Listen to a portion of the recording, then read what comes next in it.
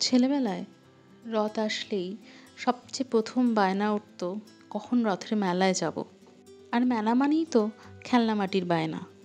আর এখন কাজের চাপে, সংসারের চাপে, অফিসের চাপে সেই মেলায় যাওয়াটা হয়েই ওঠে না। হয়তো খেয়ালই থাকে না যে আজকে রথের মেলা ছিল। আর রথের মেলায় সব থেকে বেশি ভালো লাগতো আমার মাটির পুতুল কিনতে। তোমাদের মধ্যে কে কে আছে বলো তো, যারা আমার মতো মাটির পুতুল কিনতে খুব ভালোবাসো? আর প্রতি বছর রথের মেলায় গিয়ে একটা জগন্নাথের মূর্তি আমি নিয়েই আসতাম। আর ভাবতাম কি সুন্দর কাজ করা বা একটা মাটির জিনিসের ওপর এত সুন্দর করে জগন্নাথ ফুটিয়ে তোলা, কি ভালোই না কাজ জানে সবাই। তাই ভেবেছিলাম অন্তত জগন্নাথের একটা ছবি তো আমি আঁকবই। আর ঠিক করেছিলাম তার মধ্যে ক্লে দিয়ে তো কিছু করবই। তাই ছোট্ট ক্লে দিয়ে একটা ফুল আর দুটো পাতা করে নিয়েছিলাম। এবছর শারীরিক কারণের জন্য রথের মেলায় যাওয়া হয়ে ওঠেনি। তবুও আমি এখনও কিন্তু রথের মেলা শুনলেই ভীষণ এক্সাইটেড হয়ে পড়ি।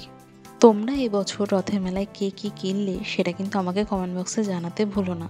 আর যেহেতু এবছর আমার রথের মেলায় যাওয়া হলো না, তাই এবার আমি নিজের জন্যই বানিয়ে নিলাম ছোট্ট এই জগন্নাথকে। তোমাদের এই জগন্নাথটা কেমন লেগেছে আমাকে অবশ্যই জানিও। দেখা হচ্ছে পরের ভিডিওতে।